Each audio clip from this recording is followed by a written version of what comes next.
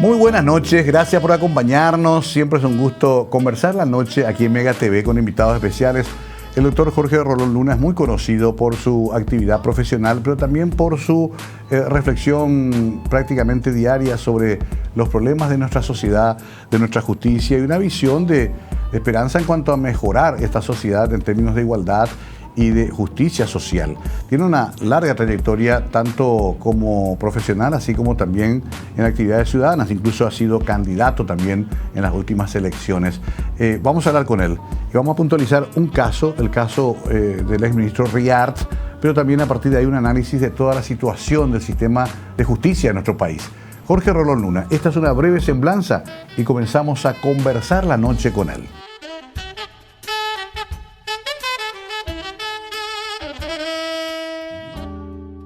Jorge Domingo Rolón Luna nació el 4 de agosto de 1965 en Asunción. Es un abogado, consultor, docente e investigador con una destacada trayectoria en el ámbito jurídico nacional e internacional. Se ha formado en prestigiosas instituciones con estudios de posgrado en Derecho Internacional Público en la Seconda Università degli Studi di Roma, Periodismo Internacional en la City University of London y Derechos Humanos en Oxford University. Fue juez de primera instancia en Asunción entre 1996 y 2002 y miembro de la Comisión de Verdad y Justicia, donde contribuyó en la investigación de violaciones a los derechos humanos durante la dictadura de Alfredo Stroessner. También ha ocupado roles clave como miembro del Consejo de Administración de Itaipú Binacional y asesor del Ministerio del Interior, siendo responsable de importantes proyectos de seguridad ciudadana. Además de su experiencia en el sector público, ha trabajado como consultor para organismos internacionales como el PNUD, USAID, BID y Transparencia Internacional, y ha sido pionero en la creación del Observatorio de Seguridad y Convivencia Ciudadana. En el ámbito académico ha sido profesor en la Universidad Católica de Asunción desde 1997 y en la Escuela Judicial desde el 2010, enseñando Derecho Constitucional, Derechos Humanos y Ética Judicial. Es autor de más de 20 publicaciones sobre Derecho Constitucional, Electoral y Derechos Humanos, siendo su obra más reciente Una Constitución Asediada, publicada en 2019. Su influencia se extiende también al ámbito literario, habiendo publicado novelas y relatos breves a lo largo de su carrera. Su compromiso con la justicia y los derechos humanos lo ha consolidado como una figura central en el derecho paraguayo y como un influyente intelectual y defensor de los derechos fundamentales.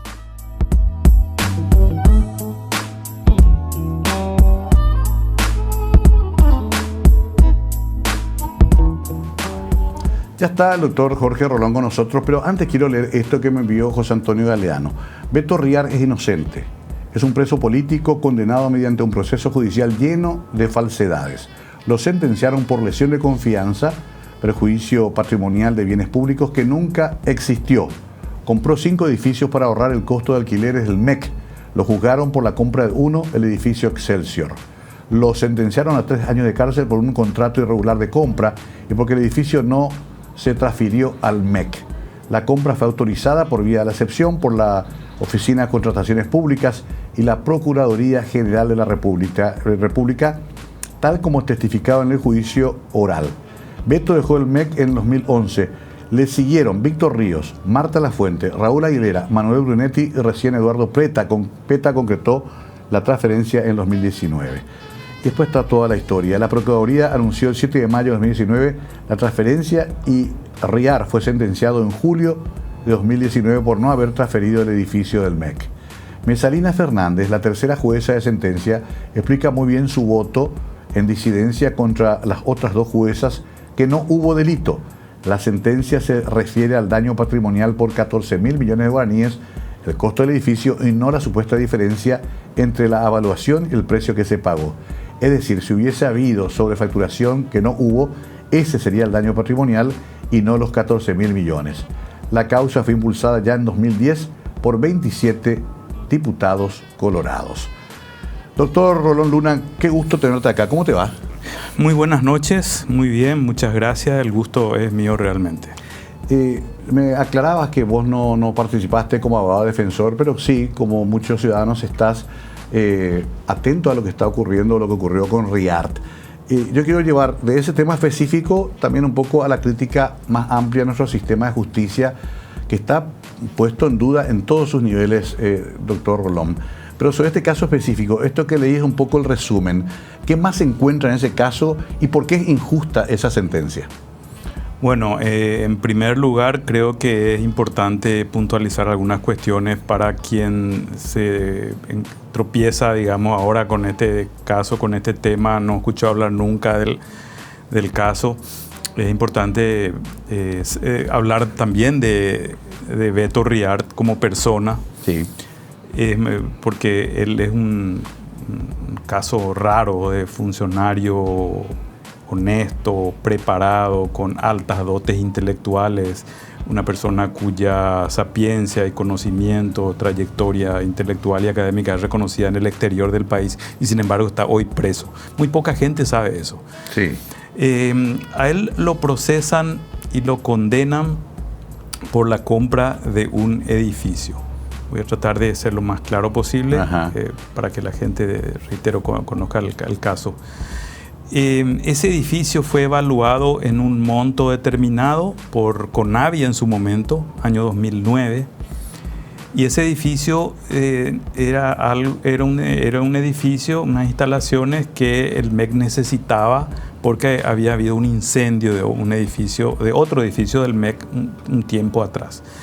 Y además era una compra necesaria y pertinente como las otras compras que se realizaron durante la gestión de Beto Riart, porque el Ministerio de Educación gasta una millonada impresionante en alquileres. De hecho, sí, esas compras de edificios de aquel momento a lo largo de los años fueron ahorrando miles de millones de guaraníes al MEC. De hecho, hay toda una industria del alquiler al Estado, Mario. Exacto. Hay toda una industria. No solamente de inmuebles, también de vehículos. Y de todo, de todo. Y no solamente el MEC, IPS y otros entes públicos. Hemos visto a lo largo de los años cómo hay una rosca también que contacta a los propietarios con los funcionarios a cargo de estas instituciones y alquilan. Y a lo largo del tiempo esto es un gasto tremendo que podría haberse ahorrado comprando edificios, que es lo que hizo este señor en su momento. Entonces el CONAVI tasa el edificio en un monto determinado. Esa tasación tiene una oscilación del 10%, digamos que es normal eso, sí, en el sentido de que puede ir para abajo o puede ir para arriba, y eso se considera ajustado a las normas técnicas propias de la adquisición de este tipo de inmuebles para el Estado. Esa evaluación no tuvo en cuenta el costo que tenía que tener finalmente el edificio si se sumaban los impuestos pertinentes. Claro. El IVA, por ejemplo, que es el impuesto grande que se cobra. Entonces, ese edificio costó 1.000 millones de guaraníes más que la tasación original, pero incluso podía haber llegado a costar, en lugar de 12, 15. Estaba en el margen todavía. Por el margen del 10%. Sí. Y conste que CONAVI, cuando tasa el edificio, no considera el pago de los impuestos. Entonces se compra dentro del margen. Por un lado, eso se ocupa entre el 2010 y el 2011. Y el problema que surge es un problema de titulación que finalmente ocurre. Sí, como leí acá, pasa varios ministros hasta que PETA titula. Sí. Incluso se puede pensar que varios de estos ministros a posteriori podrían haber sido negligentes para titular. Incluso a partir de esta denuncia entra a jugar ahí la cuestión política, y el Partido Colorado tiene aparentemente como objetivo, no digo todo el partido, pero sí, quienes estaban al mando en ese momento y el gobierno de Carte que asume en el 2013, de buscar una cabeza de turco y exhibirla como trofeo y decir, bueno, los opositores también caen en hechos de corrupción. De todas maneras, nunca estuvo en peligro la adquisición y la ocupación y la posesión, porque la posesión se dio inmediatamente, y tampoco la titulación. Incluso los anteriores propietarios pagaron todos los impuestos del 2011 al 2019. El ministerio no pagó un solo centavo. Y para resumir, entonces, se hizo dentro de los márgenes que la ley permite en cuanto al costo final. Por otro lado, hubo posesión inmediata. Por otro lado, nunca estuvo en riesgo real la titulación, porque además hubo posesión inmediata. Claro. Entonces, como no hubo un daño patrimonial certificable por los estándares propios que requiere este tipo penal, sí, que es un tipo penal, para quienes no conocen mucho derecho penal, voy a tratar de ser lo más sencillo posible, es un tipo penal de resultado. ¿Sí? Si no se produce el resultado del daño patrimonial producto del mal manejo o del deficiente manejo o de la negligencia de a quien se le dio la confianza, por eso se llama lesión de confianza. Sí. Tú me otorgas un bien para que yo lo administre, yo hago malos negocios con ese bien o con malas inversiones con algún monto de dinero, te genera un daño patrimonial, pero yo no quise ni siquiera hacer el daño, no hubo dolo ahí. Ajá. Pero así, el tipo delictivo requiere resultado final, ¿sí? Si no hubo daño patrimonial, no hay delito. Y a pesar de que no hubo daño patrimonial, tanto la Fiscalía como los jueces que condenaron, hubo un voto en disidencia. Sí. Un brillante voto de la jueza Mesalina Fernández, que quiero destacar, donde ella dice claramente esto que yo estuve explicando: la tasación fue tal, el costo fue, el pago final se dio sobre estos márgenes, e incluso cuando se tasó no se tuvo en cuenta el costo impositivo que esto implicaba. Entonces esto sobradamente se hace dentro de los márgenes, aparte de que hubo dictamen favorable de la Dirección Nacional de Contrataciones Públicas. Yo no veo ninguna irregularidad, y dice Mesalina Fernández, ni siquiera veo el daño patrimonial. Y si no hay daño patrimonial en este tipo delictivo que requiere resultado, sí, no hay delito. No hay delito. Claro. Entonces, cuando lo condenan a él por un supuesto riesgo creado. Y eso la ley no penaliza. Es una atrocidad jurídica realmente. Qué increíble, ¿no? Kafkiano de repente el relato. Totalmente kafkiano, sí. Porque no hay, pero pudiste haber hecho el daño, entonces por eso te condenó. Sí. Además no se habla de dolo. Claro. Además, otra cosa, dolo en el sentido de intención sí. de. Además, acá no hubo un mínimo atisbo de enriquecimiento ilícito de Beto Riar, que es alguien que ni bien salió de su cargo, se puso a trabajar como docente en el Paraguay y en el exterior, porque reitero, una persona reconocida por su carrera académica que tiene la posibilidad de trabajar en el exterior como muy pocos paraguayos pueden hacerlo, por su preparación, por su brillantez intelectual, etc. Yo sé que jurídicamente no corresponde, pero hasta éticamente, en Paraguay es muy fácil saber si alguien se enriqueció en un cargo, ¿no? La ruta del dinero, dicen los americanos. Follow the money. Sí, exacto. Y acá es muy fácil ver todos los hombres del presidente. Sí, los hombres del presidente, exactamente. Y yo recuerdo que cuando lo buscábamos a Riar para entrevistarlo en pleno proceso, estaba en un subte en Buenos Aires, yendo a la universidad donde enseñaba para poder ganar el sustento de su familia. O sea, un hombre no puede ser tan actor para hacer una interpretación tan magistral de ir a Buenos Aires, enseñar, traer el dinero, mantener su familia para disimular que robó dinero. Y después están todas las documentaciones que existen. Ahí eso está más que evidenciado, pero te dice no importa, la sola intención ya tiene que penalizarse. ¿Eso es así o no?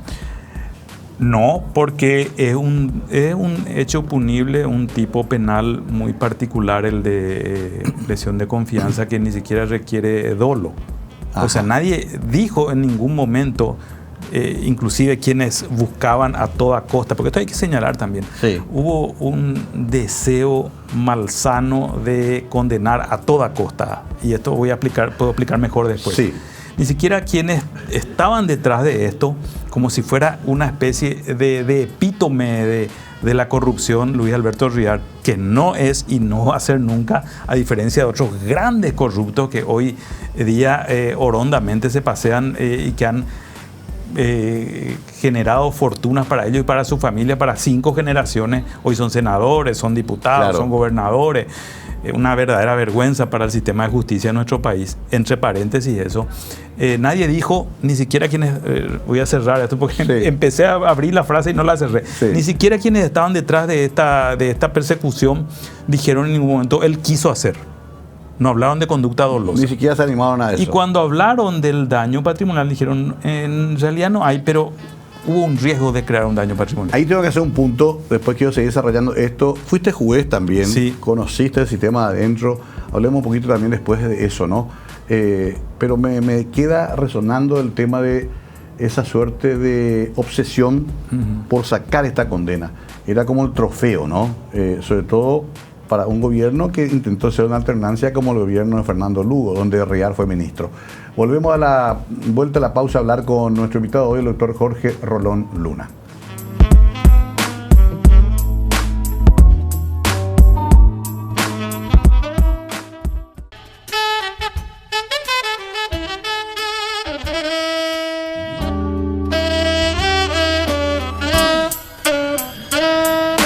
El doctor Rolón Luna también está muy vinculado a organizaciones de derechos humanos, Comisión Verdad y Justicia, quizás uno de los pasos más importantes que se dio en Paraguay post-dictadura para tratar de conocer la verdad de esos años funestos. Pero también muy joven fuiste juez de primera instancia, Jorge. Es así. ¿Cómo fue esa experiencia dentro de las entrañas del monstruo?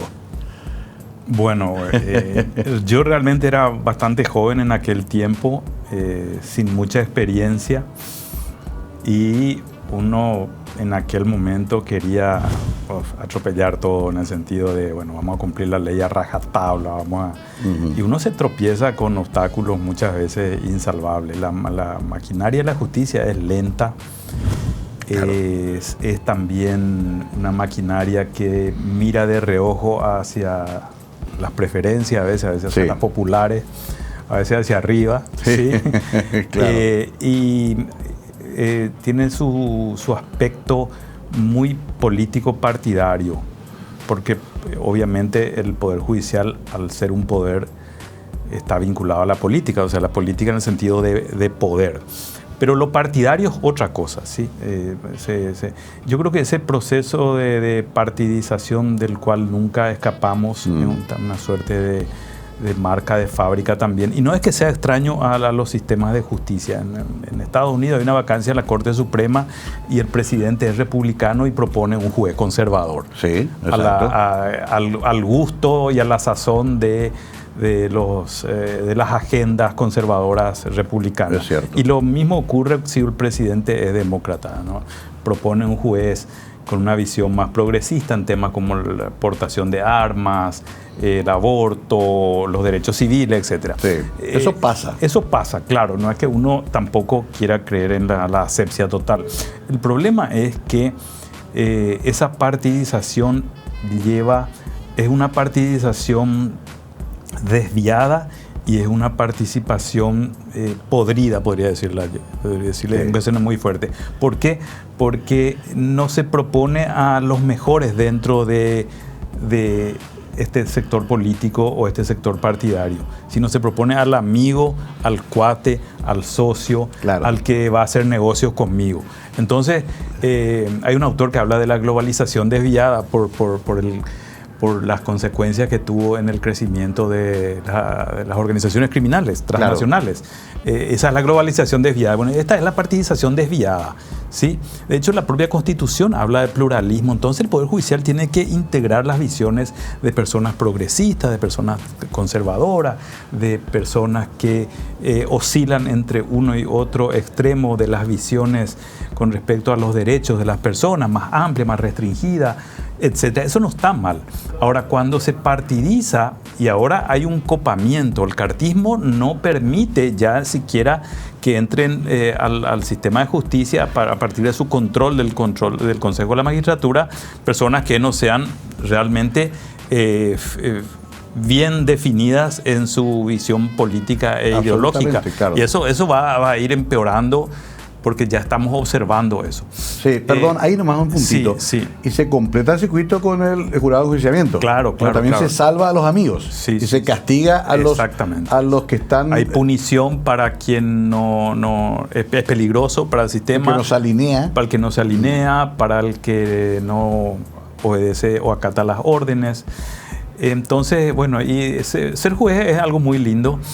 El juez tiene la posibilidad de ser independiente si quiere serlo. Muy pocos funcionarios dentro de la estructura del Estado paraguayo tienen la posibilidad de tomar sus decisiones por sí y ante sí, siempre que quieran gerenciarse y autoproveerse de independencia y autonomía, porque la ley, la Constitución y la ley se las dan. Sí. Es uno el que tiene que hacer uso de eso. Pero acá nuestro sistema de justicia, y no es que no ocurra tampoco en otros lados, yo no me llamo, no quiero ser ingenuo al respecto e idealista en extremo, pero uno ve en otros países fallos emblemáticos sobre ciertos temas, cuestiones como el medio ambiente, los derechos de las personas. Claro. Me ha tocado conocer gente que ha integrado tribunales importantes en otros países.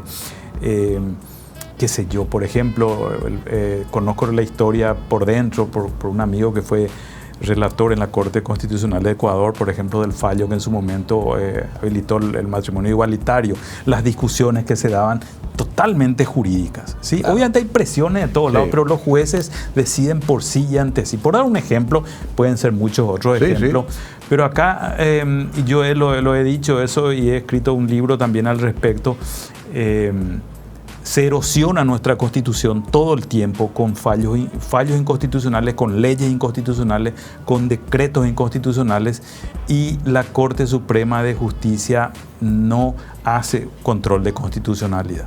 No hace control de constitucionalidad. No, ahí me diste pie para otra cosa. Nuestra Corte, Paraguay es tan chico, nos conocemos todos, cifró sobre ciertos nombres de esperanzas fundadas en su trayectoria previa, en su procedencia, pero finalmente sigue siendo un ámbito cerrado, misterioso, sin contacto con la realidad social, con recursos que quedan eternamente encajonados.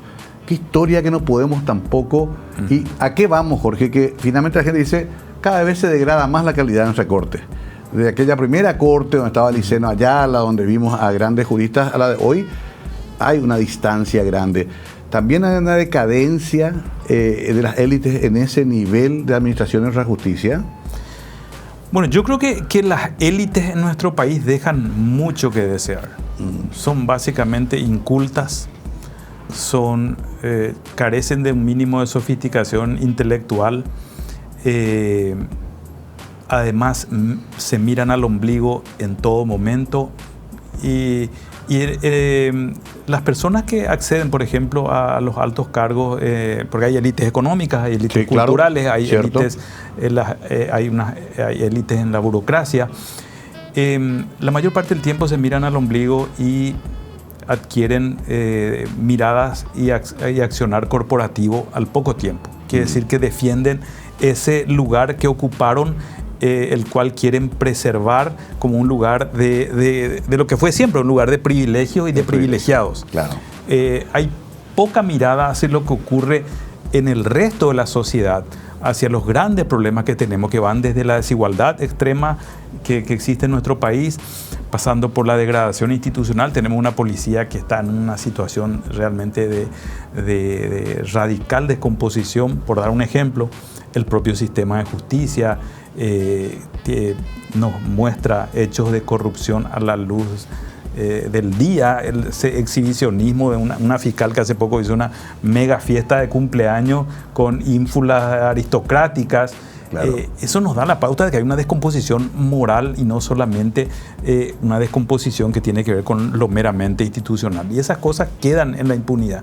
Hay fiscales que actúan recibiendo órdenes de abogados, de poderosos, y cuando se investiga a ese fiscal a quien se pilla con la mano en la masa por conversaciones que ha tenido con un abogado del poder, el colega que lo investiga ni siquiera dice, bueno, traigan sus celulares, claro, vamos a ver qué pasó ahí. Y dice, acá no hay nada que investigar. O sea, hechos de impunidad que se generan y se pergeñan a la luz del día. Ya se ha perdido también un poco el recato a la hora de realizar ciertas acciones. Porque hay una expresión muy conocida, sobre todo por los abogados, pero no solo por los abogados, que es el concepto de la majestad de la justicia. El juez y la justicia no solo tienen que ser, sino tienen que parecer también. Claro. Porque el ciudadano común, si va a quien se va a obligar a respetar los fallos de la justicia, tiene que ver en ese juez, en ese fiscal, personas por encima de la media, por sus cualidades intelectuales, por sus cualidades morales, por su vida, por su testimonio de vida. ¿Y qué es lo que vemos nosotros? Ostentación. Todo lo contrario, ostentación, corrupción. Vemos también que se someten al poder de una manera realmente lamentable. Participación activa en la política partidaria. Yo denuncié hace un par de años a una 50 de fiscales y de jueces que votaron en las internas. Votaron las internas, eso está prohibido. Incluso en el caso de los fiscales es más fuerte la prohibición porque está bien establecida en la ley orgánica del Ministerio Público. ¿Y ocurrió algo? No se sancionó a nadie. Además, la denuncia se hizo también no solamente a la instancia pertinente. Ámbito electoral. Sí, sino también a la Inspectoría General del Ministerio Público, que tiene facultades muy importantes para investigar hechos de corrupción o de violación de la ley por parte de agentes del Ministerio Público. No se hizo absolutamente nada. Es más, muchos de estos que votaron en esas internas hoy fueron ascendidos hace un par de semanas a fiscales adjuntos.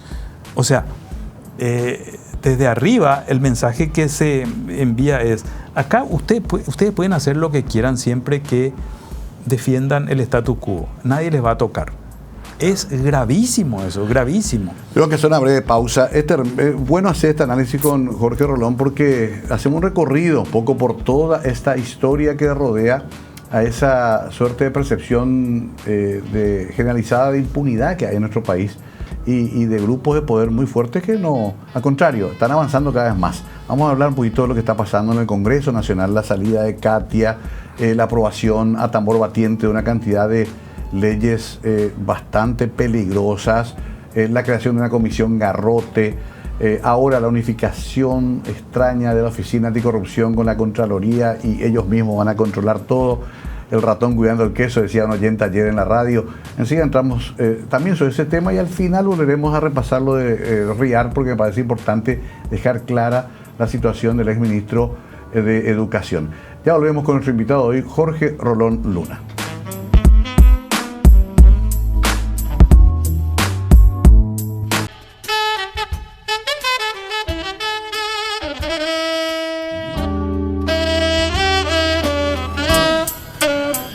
Jorge Rolón Luna con nosotros. Si bien comenzamos con el tema del ministro Riar, ahora también expandimos un poco más hacia la situación de la justicia, que no es muy alentadora, por cierto, pero siempre esto tiene su origen también en lo que pasa en nuestro Congreso. Quizá uno de los congresos con peor nivel en la historia de nuestra democracia en cuanto a los aportes que pueden hacer sus integrantes, pero es lo que la gente eligió, Jorge. Es lo que siempre hablamos nosotros con amigos de la oposición. Algo pasa para que estas estructuras que te llevan a un chaqueñito, a una yaminal, no importa, no nos permitan que haya, qué sé yo, una representación con por lo menos mayor nivel de debate dentro del Parlamento. Y hay que lidiar con esos bueyes. ¿Qué haremos o qué te parece que tiene que hacer la sociedad? ¿El voto es la única forma de cambiar esto? Sí, yo creo que el sistema es un sistema de dominación que existe en nuestro país, porque esto es dominación. Sí. Esto no tiene rasgos de democracia y de servicio público de estas personas que ocupan estos cargos, por lo menos de mi modesta opinión, salvo honrosas excepciones. Este sistema lo tiene bien atado. Tiene todo bien atado. Y justamente lo va perfeccionando. Sí. Y es difícil, es un nudo gordiano que es difícil romper, soltar, desatar. ¿Sí? Hay tal vez la famosa historia del nudo gordiano de Alejandro Magno que tomó su espada y sí, la cortó con su espada. porque era imposible desatarlo. Claro. No sé si se entiende la metáfora, pero es que un revulsivo importante tiene que darse en nuestra sociedad para que esto que está bien atado y que empieza con un sistema electoral que, por ejemplo, no permite la existencia, digo no permite porque no solamente no está contemplado, sino que también es algo que los sectores que dominan la política en nuestro país y que utilizan al Estado para hacer negocios, hemos visto eso en estos días de manera muy clara, ¿sí? Utilizan las herramientas que tienen de poder para beneficio personal, no quieren, por ejemplo, el balotaje. Sí. Hoy estaba escuchando justamente una información sobre las próximas elecciones uruguayas y el comentarista recordaba que ellos tienen ese sistema. Claro. Y decía, acá no tenemos, que es un sistema mucho más democrático. ¿Qué es la democracia? Es interesante volver a los orígenes de los vocablos y a su significado que tiene que ver con esas raíces precisamente. La democracia es un sistema de toma de decisiones. Sí. Y en eso se diferencia de otros conceptos como el de república, Estado de Derecho, etc. Pero básicamente la democracia, después obviamente hay un concepto amplio de democracia, pero es un sistema de toma de decisiones en el que las decisiones se toman por mayoría y esa mayoría tiene que ser legítima. Y además se agregan otros elementos como que las propias decisiones que toma esa mayoría tienen que fundarse en el orden jurídico también. No por ser mayoría van a prohibir que las personas de tal color de piel vayan a la escuela o que, etcétera. Ahora están llenando de leyes que parece que son inconstitucionales.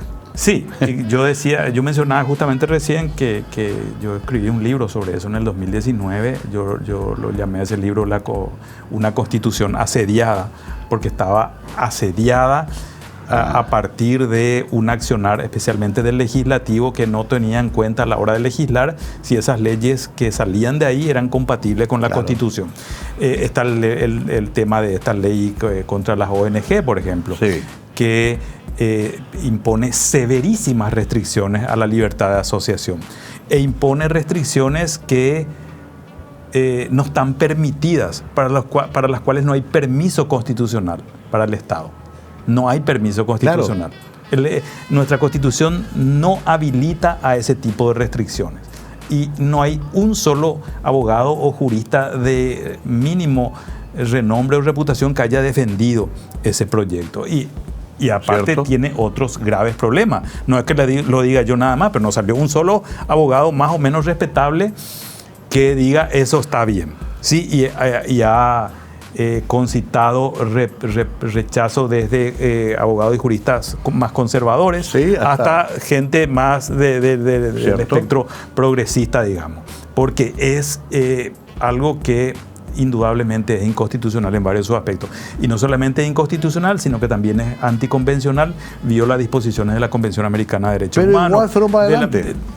A tambor batiente. No se condice con los estándares internacionales en materia de libertad de asociación, de libertad de expresión, etcétera, porque la libertad de asociación es como un derecho troncal, ¿sí? Claro. En el sentido de que se ramifica con permitiendo el ejercicio de otros derechos. Si yo te restringo el derecho de participación, estoy impidiendo probablemente la libertad de asociación. Hay muchas ONG que financian radios comunitarias, por ejemplo, o periódicos comunitarios, o revistas, o publicaciones que permiten que haya otras voces aparte de la prensa grande, digamos, empresarial. Entonces, está restringiendo también la libertad de asociación, está restringiendo la posibilidad de defender los derechos de las comunidades indígenas, ¿sí? Etcétera. Y se llega al extremo de que legisladores como Orlando Penner culpan a las ONG de la falta de atención a las comunidades indígenas, cuando el Estado, aparte de nuestra Constitución, es hermosa en todo lo que declama con respecto a los derechos de las comunidades y de los pueblos indígenas en nuestro país. Protección de su acervo hereditario cultural, de sus lenguas, de su sistema jurídico, inclusive de sus tierras ancestrales. Pero la realidad es otra. El Estado es el que dice vamos a proteger esto, y llegan estos legisladores que no sé si no entienden o ya de mala fe salen con este tipo de discursos. Entonces hay un problema, yo entiendo, y eso es lo que yo relato en mi libro con ejemplos bien concretos.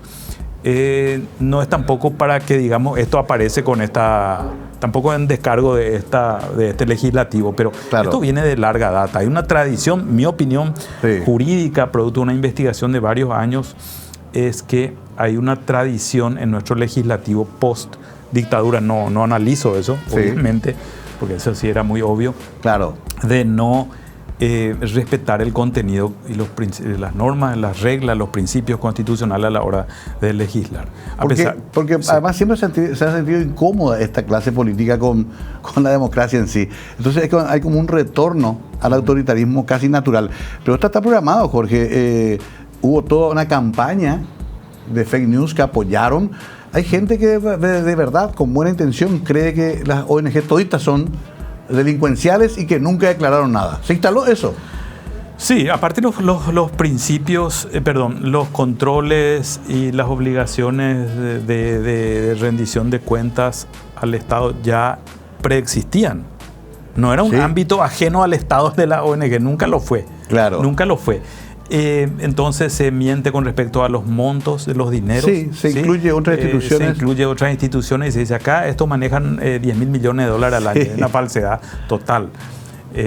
Un poco a tono con estos tiempos de fake news, obviamente. Sí. Por otro lado, se instaló que quienes manejan dineros privados pueden ser controlados en cuanto a qué hacen y a quién contratan por parte del Estado. Eso, yo decía hace rato, no hay un permiso constitucional para eso. Claro. Tienen que, de Leite, por ejemplo, se desgañitaba diciendo, uno de los propulsores de esta, y que resultó después que él también tenía su propia ONG, que no estaba inscrita en ningún lado, que no tenía nada de transparencia ni de rendición de cuentas, donde él era tesorero. Él no contó que era tesorero en su declaración jurada, que era una obligación que él tenía, claro, etcétera. Increíble, ¿no? Resulta que, decía Leite, tienen que decirnos en qué gastan la plata. De hecho, le enviaron a un estudio jurídico un escrito solicitando eso de fondos provenientes de USAID. O sea, le vamos a controlar a Washington también. Porque USAID es Washington. USAID tiene 2 convenios con la República del Paraguay. Sí. Uno del año 1960 y otro del año 2020. Yo he leído esos convenios, he analizado esos convenios y estemos o no de acuerdo con esos convenios dicen, hay una parte especialmente del convenio de 2020 que dice que el gobierno paraguayo se compromete a full disclosure, o sea, apertura total de oficinas públicas para la información que se requiera para esos proyectos, colaboración y cooperación para los funcionarios de USAID y las personas que trabajan en sus proyectos. No hay ninguna restricción en cuanto al contenido o al alcance de los proyectos, que de hecho dice democracia, hay otro que es rendición de cuentas.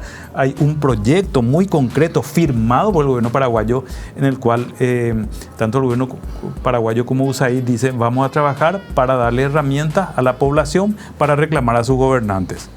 Sí.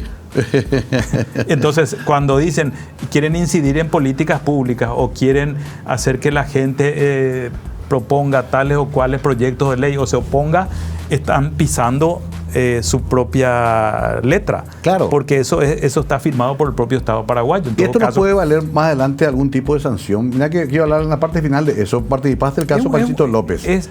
¿Conoces este tema? Sí, son 2 cosas diferentes. Vamos a dejar de lado entonces los convenios con USAID. Esos son acuerdos firmados entre el gobierno paraguayo y el norteamericano. Pero se acordaron estas cosas. Al final. No quiero entender nomás. Sí. Si vos no seguís la letra de un convenio que firmaste como Estado. Bueno, eso se resuelve eventualmente por métodos de disputa propios del derecho internacional. Okay. No en una corte de derechos humanos. Está bien, son cosas diferentes. Son importantes. Diferentes. Pero te digo nomás que nos pasa que, por ejemplo, se puso como bandera... Paraguay puede renunciar a esos convenios y decir, bueno, a partir de ahora nosotros no queremos seguir más asociados con el gobierno norteamericano en este tema o en estos temas. Sí. Pero no lo van a hacer. No lo van a hacer. Es lo que pasó ahora en la ONU, que se fueron y dijeron, no, estamos de acuerdo con los objetivos del milenio, no me acuerdo, de 2030, Por eso, hay mucho... que se demonizó en la campaña Además fueron firmados por Cartes. Sí, y además se va Santi y dice, sí, no, estamos de acuerdo, no pasa nada, ya nomás estamos... Ahora ya hay objetivo para el 2045 y no dicen absolutamente nada. Claro. Es una hipocresía muy grande. Pero te digo nomás, Jorge, por favor, Paraguay tiene que ser un país serio. No podemos firmar acuerdos después acá por campañas políticas. No. Tampoco, hablando en términos de lo que es la seguridad jurídica, Mario, no podemos estar... pisoteando todo el tiempo nuestra Constitución con leyes realmente burdamente redactadas. Claro. Burdamente redactadas. Con problemas severos de técnica legislativa, claro, con problemas conceptuales. Inflación legislativa le llama Manuel Riera. Inflación, que tenemos demasiadas leyes que al final... Sí, ese ya es otro tema, bueno, esto es más estructural. Te estoy complicando, voy a hacer la pausa. No me complica, sino que es otro aspecto. Estamos llenos de leyes.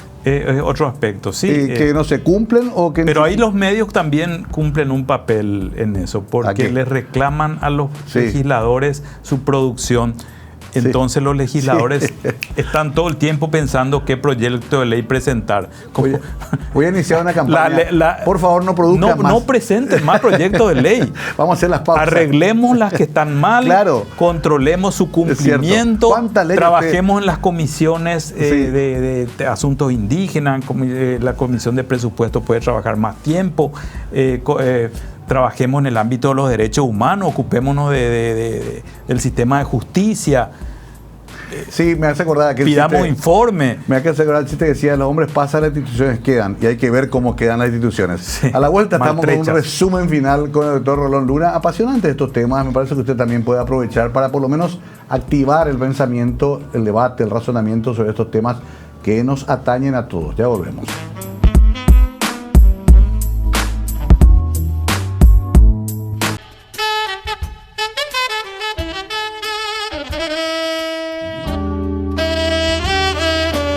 Doctor Jorge Rolón, acá revisando el celular, no sé si ha recibido un colacionado por todo lo que está diciendo, pero es apasionante esto, Jorge.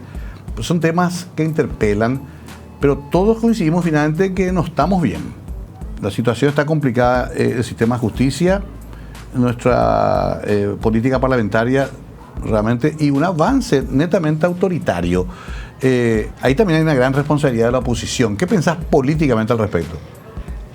Bueno, decía hace rato que el sistema, y ese sistema incluye a algunos que dicen ser, o por lo menos formalmente pertenecen a la oposición, pero ya cada vez más parecen oficialistas. El sistema lo tiene bien atado, ¿sí? Entonces es como un nudo gordiano, decía yo, y algunos dicen también, si usamos la figura del laberinto, de los laberintos se sale por arriba, es lo más fácil. Habría que pensar en algo así, porque nuestra oposición también se encuentra en un momento crítico que ya viene de larga data. No hay liderazgos claros, no hay un diálogo sincero entre las figuras más importantes, digamos. Tampoco esas figuras tienen mucha conexión con bases políticas, con organizaciones de la sociedad civil.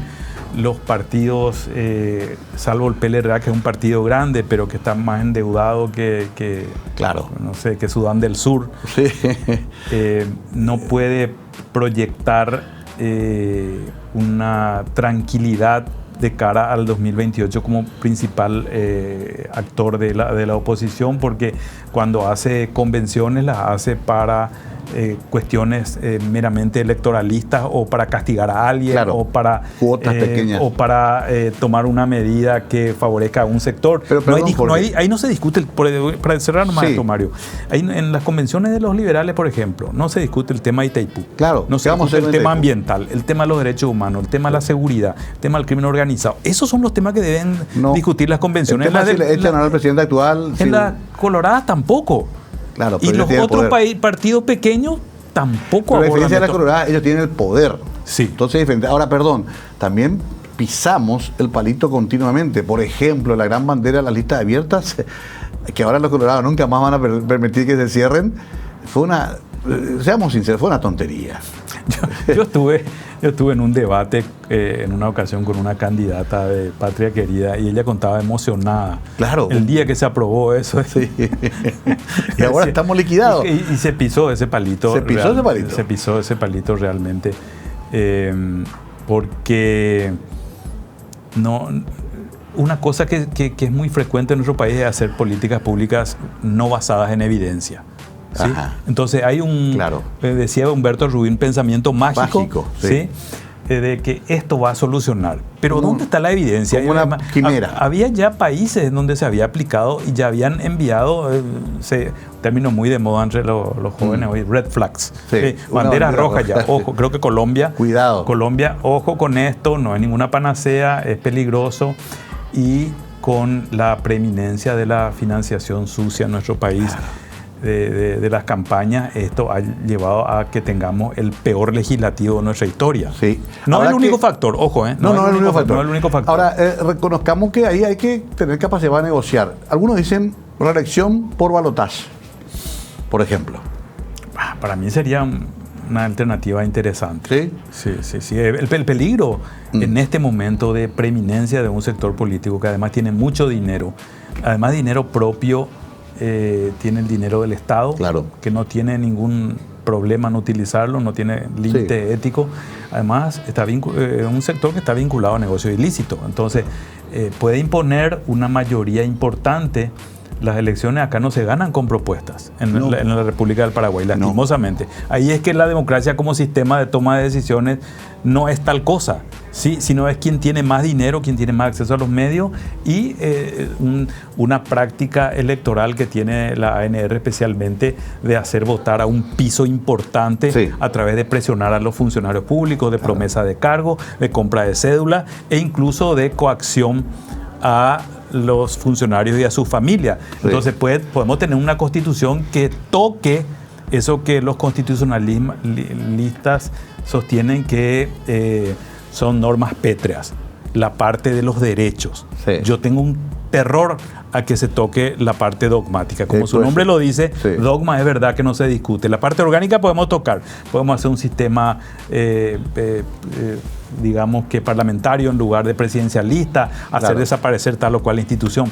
Pero yo tengo miedo que se toque la parte de los derechos. Bueno, se nos acabó el tiempo, increíblemente. Quiero nomás también dejar en claro lo último con lo primero que habíamos hablado, lo de Riar.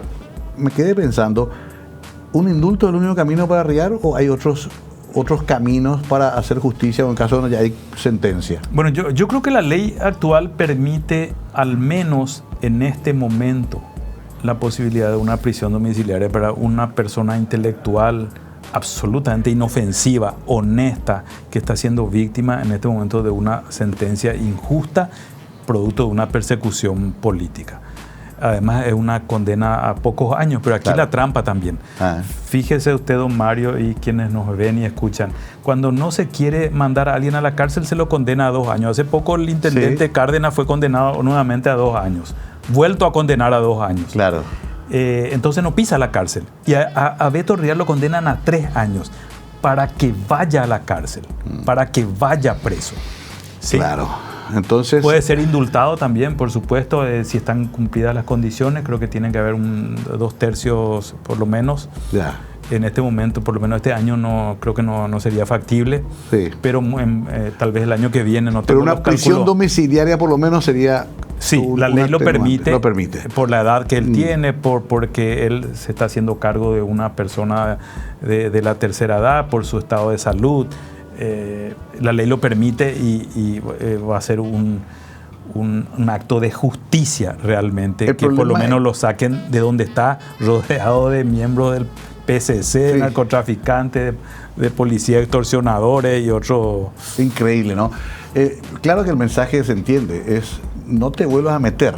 Vos que estás mirando ahí de afuera, lo que le pasó a Riar te va a pasar a vos. Yo también lo vi en carne propia, por eso lo sé. Yo lo llamo a esto criminalización de la política, Mario. Claro. Esto más que lawfare, que es un término que se usa mucho, yo lo llamo criminalización de la política, porque se criminaliza a gente como Beto Riar, que hizo política pública, honesta y sincera, con el deseo de mejorar la situación, en este caso de la educación en nuestro país. Clarísimo el mensaje, un mensaje mafioso, ¿verdad? Sí. Jorge, se nos acabó el tiempo, te agradezco mucho. ¿Algún libro nuevo de cuentos? ¿Estás escribiendo algo de literatura o no? Estoy escribiendo hace un tiempo, pero como estoy haciendo una maestría en ciencias sociales y tengo que presentar mi tesis el año que viene, mi proyecto, pero está a punto de terminar ese proyecto. Por lo menos en internet, publicarlo para leerlo.